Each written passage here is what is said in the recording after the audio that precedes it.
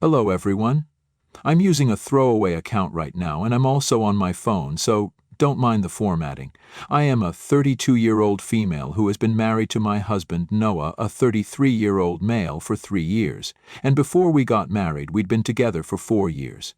We met on a dating app and we connected instantly because we had very similar personalities and a lot of common interests. We went out on a few dates and within a few months we'd decided that we were serious about this.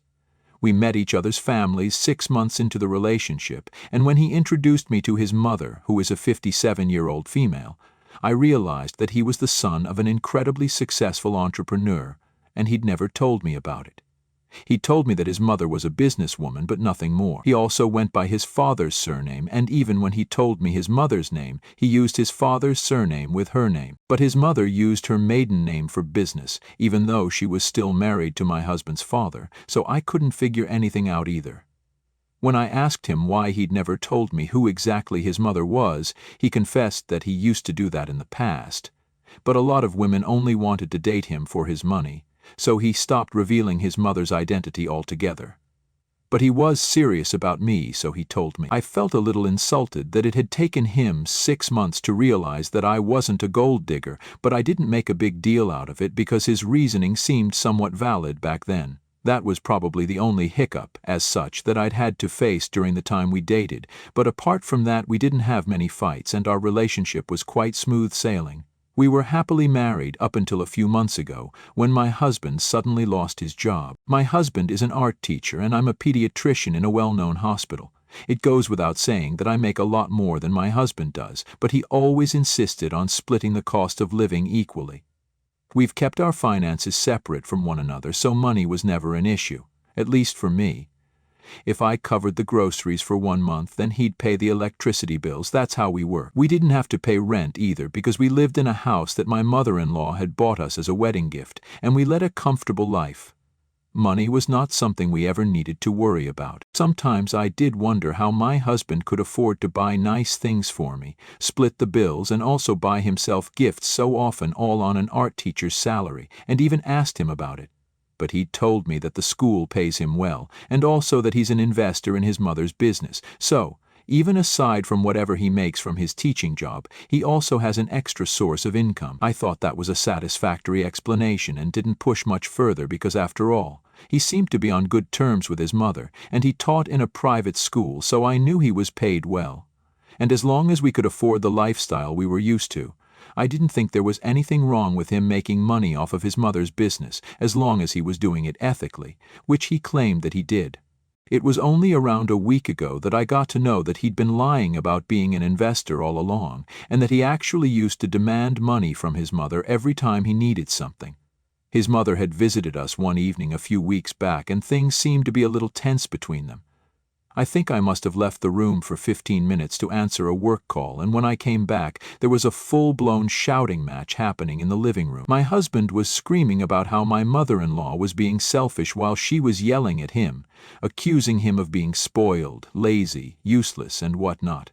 I tried to control them, but instead of calming down, his mother told me that she was no longer going to support our lifestyle, and told me that she was sick of my husband asking her for exorbitant amounts of money so many times every month. She said that just because she had the money didn't mean that she had to give it all away, and that it was about time that my husband and I learned to manage our own money and live within our means instead of trying to lead an extravagant lifestyle when we couldn't afford it.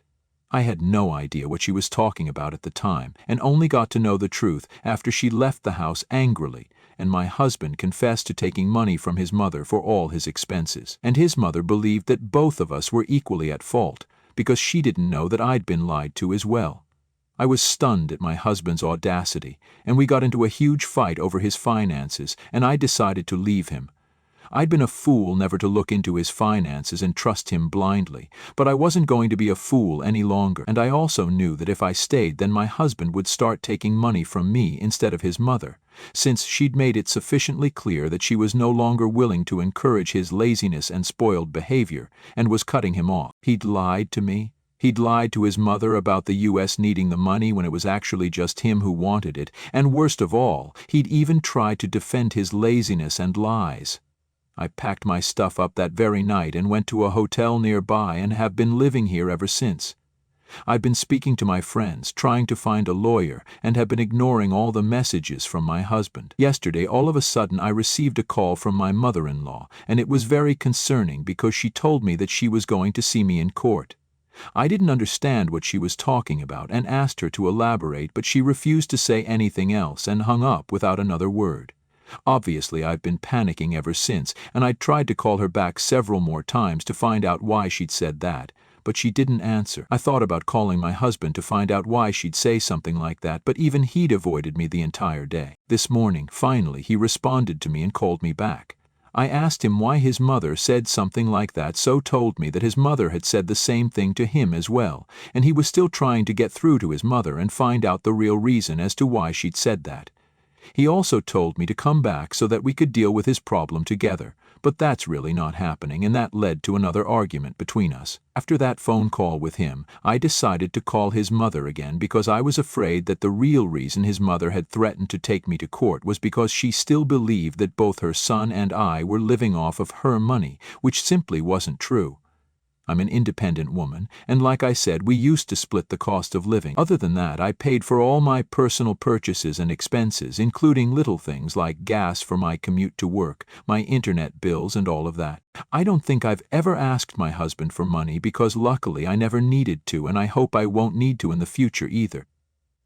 I'm not the one who was taking money from my mother-in-law, and my husband was definitely not taking it for my sake, because all the money went into funding his own lifestyle, not mine. So I decided to talk to my mother-in-law and tell her the truth, since it was obvious to me by then that my husband wouldn't. I tried to call her, but she didn't respond yet again, and so, as a last resort, I texted her and told her everything. I explained to her that I had no idea what my husband had been up to, and had always trusted him blindly, so I hadn't even tried to find out more about his source of income, because his explanation about being an investor seemed good enough at the time. I also added that I was willing to cooperate and let her lawyer look through my bank statements and go through my financial accounts to confirm the same, and I was also okay with returning or selling off all the gifts that my husband had bought me so far with the money he'd taken from her. I was incredibly lucky that she hadn't blocked me, and the messages went through to her, and almost an hour later I was on a call with her and she was arranging a meeting. She sounded curt, but she said that she believed me and only wanted to let her lawyer have a go-through as a legal formality because she had no interest in going after me pointlessly and wasting my time and energy as well as her own. I was really relieved and agreed to meet her and her lawyer the day after tomorrow because, like I said, I had nothing to hide and could even prove it. After all of that, I went to work as usual and tried not to think about any of this until once again I was forced to because my husband decided to call me at lunch.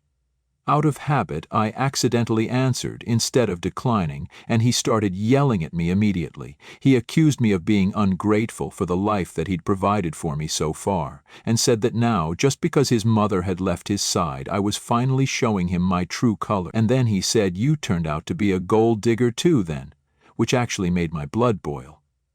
I was already in a horrible situation, all thanks to him and his lies, and he had the audacity to accuse me of being a gold digger, when the truth was that he didn't even have any gold that I could dig. It was his mom's gold.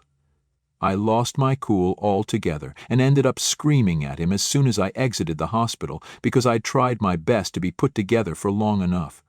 I told him that not only had he lied to me for ages, but he'd also not even bothered to clear my name, which is why his mother was about to come after me. But now she knew the truth, and he'd be the only person liable to pay her back, and that's exactly what he deserved. He sounded really shocked when I told him that I'd told his mother the truth, and all of a sudden he started talking about how we were meant to be a team, and that it was totally unfair that I was suddenly pretending not to be equally involved in this, when for the past couple of years I'd only been able to enjoy this lifestyle because of him. He said that we were in this together, and no matter how hard I tried to deny it, I wouldn't be able to pretend I wasn't guilty for long, and then disconnected the call.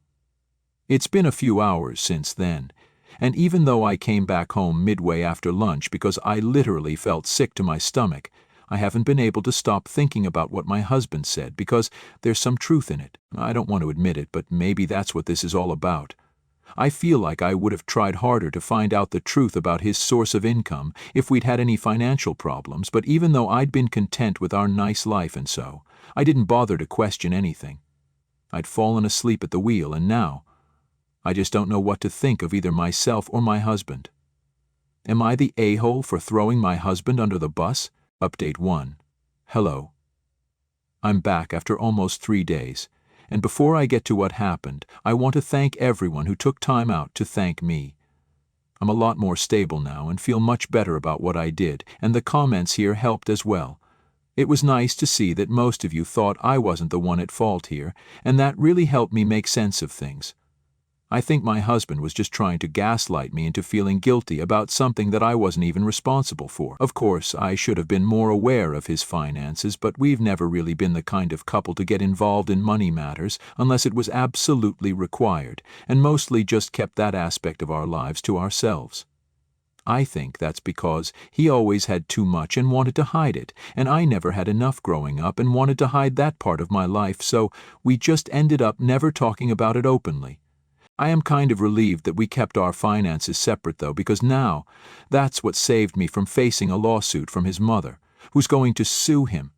I thought he'd just been taking money from her, but in fact, this ran much deeper than that. He'd tried to borrow money from his mother to buy a sports car a few weeks ago, but she'd put her foot down because even though she had the money, she believed that he, being a 30-something man, asking his mommy for money every time he wanted something was nothing short of embarrassing, and said no. So he decided to ask one of her business associates for a loan, and even told him that he himself was being made a partner in the company and would repay the amount back to him soon enough. Of course, that guy wasn't stupid enough to buy any of my soon-to-be ex-husband's crap, and decided to tell his mother what he'd tried to pull, and that was that. I met his mother for lunch yesterday, and had her lawyer go through my accounts to confirm if I was telling the truth, and that's how I found out about all of this. I don't know what grounds she's going to sue him on, and I didn't think it was appropriate to ask, but I'm sure she's clever enough to find out a way. If a woman is brave enough to sue her own son, then I'm sure she knows what she's doing. I'm just glad that I was able to get out of this and clear my name from this mess in the nick of time before the situation got even more messy. My husband's been trying to get through to me, but I think I'm going to block him now. I've finalized a divorce lawyer, and he happens to be a good friend of my dad, so I'm sorted on that front as well. And I'm hoping that the process is smooth. Let's just pray that my husband isn't stupid enough to contest it. I don't think he will, though, because then where will he find the money to fight a long legal battle anyway, now that his mom's out of his life? Update 2. I filed for divorce today, and my husband is going to be served in a few days. It was just so freeing, and I can't believe that I finally did it. Incidentally, my soon-to-be ex-husband also texted me today from a different number, because I'd blocked the previous one. He was smart enough not to call me because then I'd just block him instantly, and then he'd lose the chance to say what he had to say. And what he had to say was so incredibly stupid, I wish I could have pre-slot this number somehow. He said that he knew I was going to file for divorce just because his mother was cutting him off, and that I'd been with him for the money all along. He now wanted me to tell his mother that he'd use the money for the U.S. and not just himself, so that she would go easy on him and maybe even forgive him. Why? Because I owed to him somehow. I don't know why he thought that I would help him out after he lied to his own mother and me for so long. I definitely do not owe him anything. He genuinely still believes that he stands a chance, and it's honestly insane how delusional and pathetic this man is. I can't believe I was in love with him for so many years and failed to realize what he really was, but it's okay now. I blocked his number again, and I highly doubt he'll go to the trouble of getting another number to text me yet again after being rejected outright. Even if he does, it doesn't matter because I know I'm going to just keep blocking him again and again, and if it gets too bad, then I'll just file for a restraining order against him, and I don't think any court is going to deny me that after knowing what he's put me through. Update 3. It's been a week since I filed for divorce, and yesterday my husband was finally served with the papers. I know that because yesterday he showed up at the freaking hospital in the middle of the day and started throwing a tantrum in the lobby when the receptionist refused to let him see me because I was with a patient. When I was done with that appointment, I actually had to put the rest on hold so that I could speak to my husband and force him to leave. I told him politely to leave me alone when I saw him, but he said that he wouldn't go unless I promised to stop the divorce proceedings.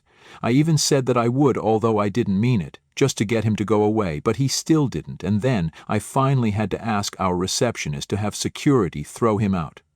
The only reason they even let him stay for that long was because they knew he was my husband, but I was too embarrassed and ashamed to be associated with the kicking and screaming man who was being escorted out by security.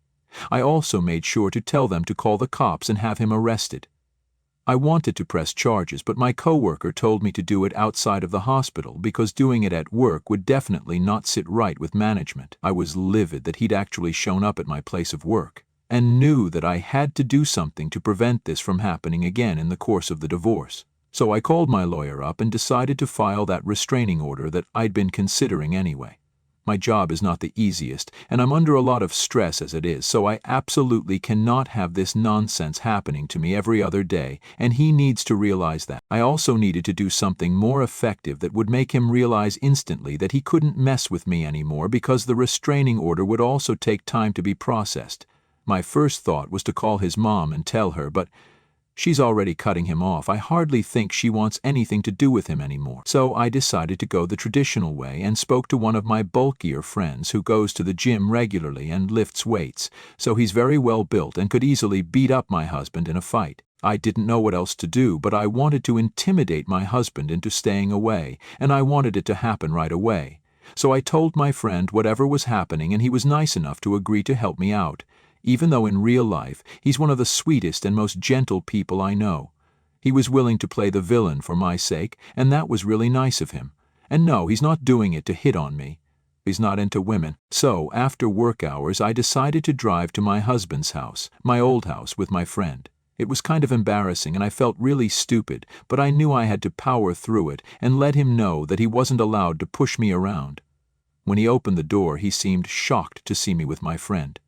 Once he recovered from the shock, he then went back to his usual demeanor and asked me what point exactly was I trying to prove by divorcing him. He then told me that I wasn't allowed to file for divorce after I'd spent so many years living off of his and his mother's money, which again is just not true, and I really don't know why he keeps saying that again and again. Lucky for me, my friend was just as enraged as I was at that moment, and he stepped in before I even said anything.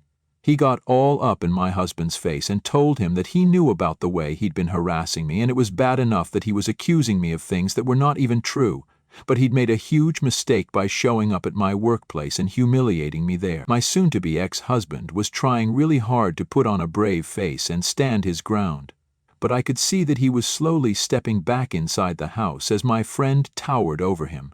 My husband is not a well-built guy, and he's 5'7", while my friend is a whopping 200 pounds and is 6'2", so it's not difficult to imagine how screwed my husband was feeling at that moment. But somehow he still worked up the courage to tell my friend to stay out of this as it was personal, so I told my husband that he should have remembered that before showing up at the hospital. If it wasn't personal then it wasn't too personal now either.